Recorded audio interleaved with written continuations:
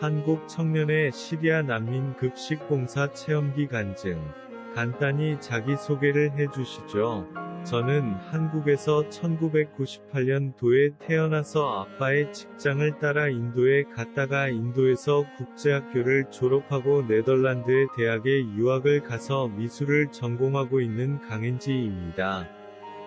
저는 인도에 있을 때도 그곳의 한인 선교사님이 개척하신 교회를 다니면서 선교사님을 도와서 현지 아이들을 가르치거나 교회의 벽화를 그려드린 봉사를 했던 적도 있었습니다.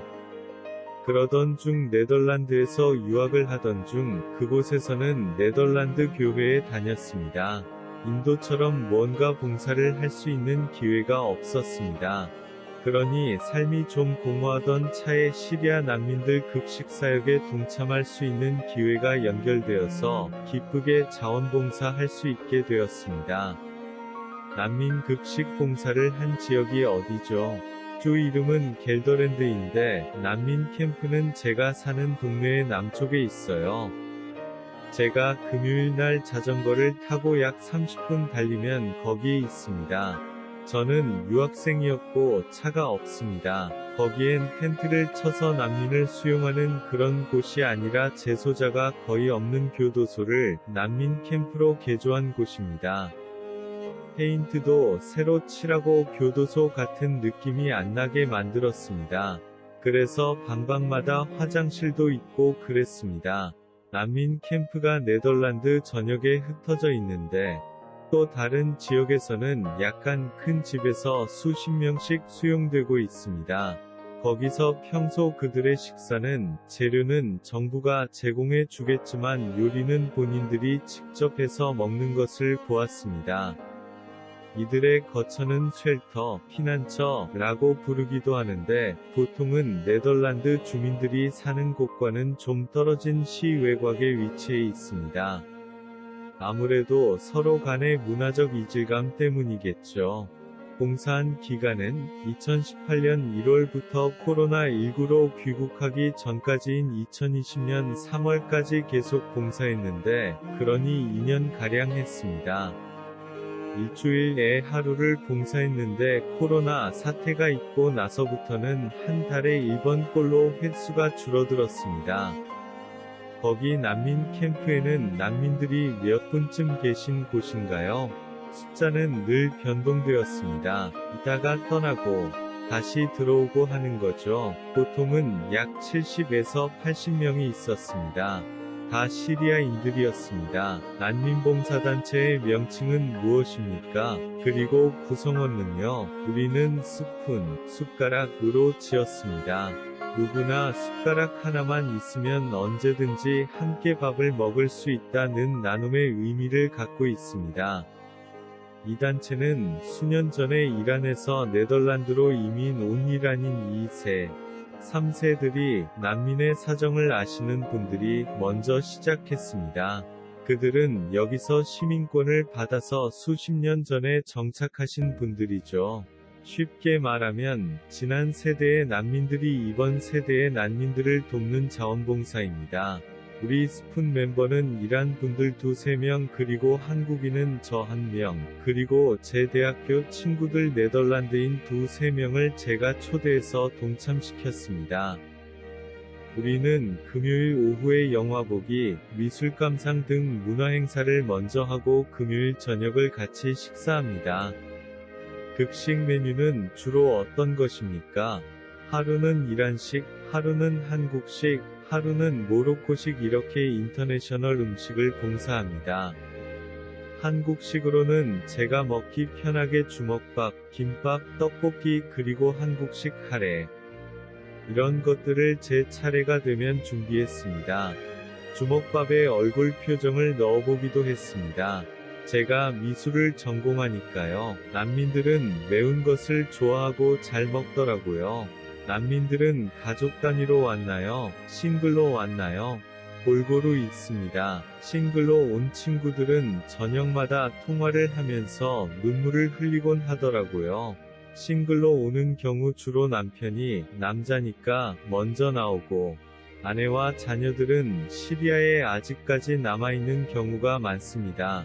이들에게는 가족과 이별한 슬픔과 고통이 있는 거죠. 또한 먼저는 싱글로 와서 가족을 부르는 형식으로 하는 것을 보았습니다.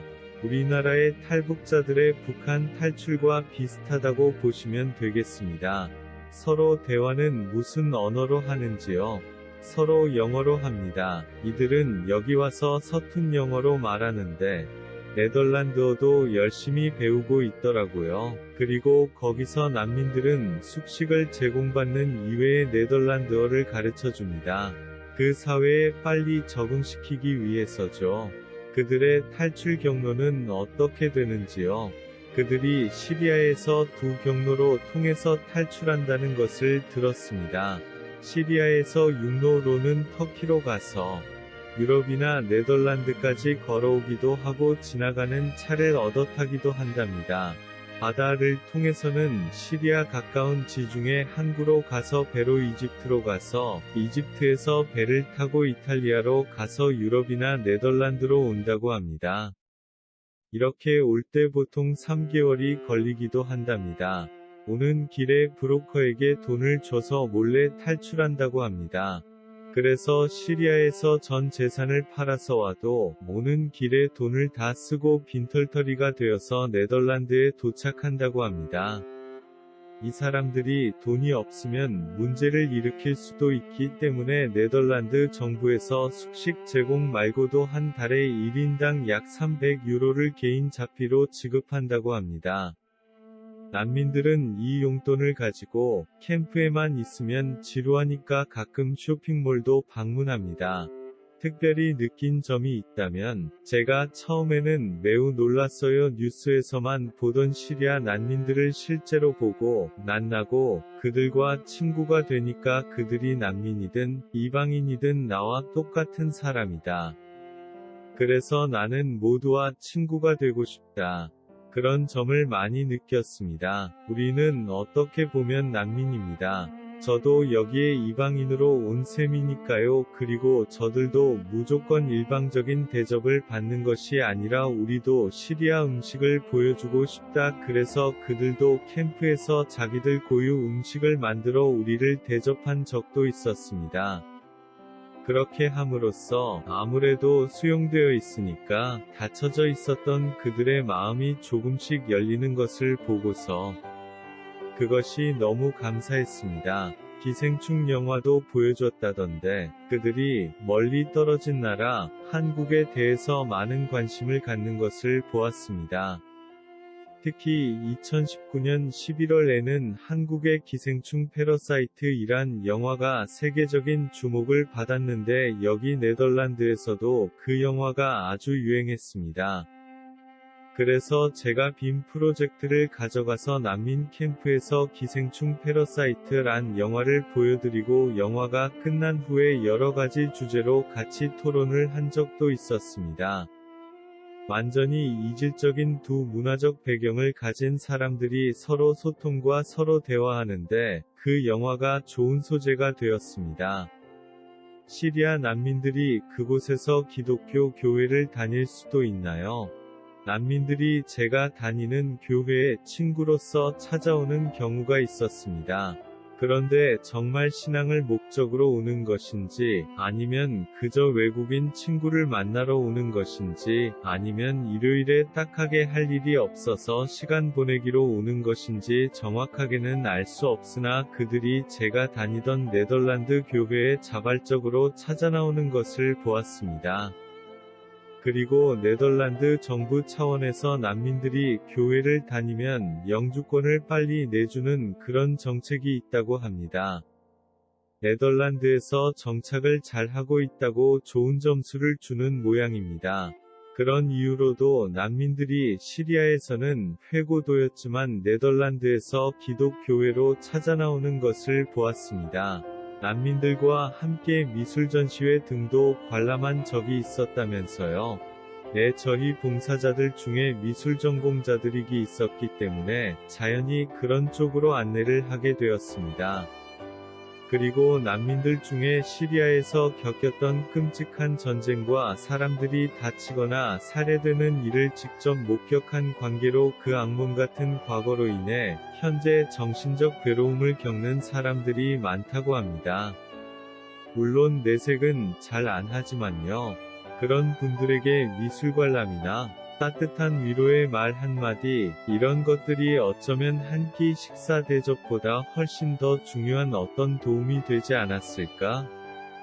생각해 봅니다. 아쉬운 점이 혹시 있었다면, 시리아 문화의 날 이런 것을 만들어서 축제를 더 했으면, 한국에 들어온 후 요즘은 그들과 가끔 영상통화로 만납니다. 거기에 따르는 비용 충당은, 저와 제 친구들은 대학에서 미술을 전공하는 학생으로서 가끔 저희 작품들을 전람회로 보여드리기도 합니다. 그때 방문해서 관람하시는 시민들에게 싼 가격으로 간단한 음료를 제공하고 거기에 따른 후원금을 모금했습니다. 자연히 기부금을 받은 셈이 되었습니다. 난민들에게 제공하는 음식 식재료 값은 그 기부금으로 충당하고 그래도 부족한 부분은 또 한국의 가족들이 다 기독교인들이니까 얼마 정도 자발적으로 참여해 주셨습니다. 기억에 남는 일이 있다면, 시리아 내전으로 너무 혼란스러웠는데 그들이 네덜란드에 와서 평화를 찾아서 정서적으로 안정되는 것을 보았습니다. 강엔지 자매님, 자랑스런 한국인으로서 머나먼 이국 땅 네덜란드에서 정말 유학생으로 사는 것도 쉽지 않을 텐데 매 주말 또는 두 주간에 한 번씩 자전거를 타고 가서 또 직접 음식을 만들어서 시리아 난민 캠프를 찾아가서 그들과 교제하고 그들을 대접하고 그들의 친구가 되어주고 무언의 전도를 해주신 것을 하나님이 크게 기뻐하시고 영광을 받으셨다고 믿습니다. 이웃에게 냉수 한 그릇 주는 것도 결코 상을 잃지 않으리라 하셨는데 하늘의 상급과 위로가 자매님께 풍성히 임하신 줄 믿습니다. 귀한 간증을 나눠주신 것을 감사드립니다. 이 간증이 한국 청년들에게 많은 도전이 되기를 바랍니다.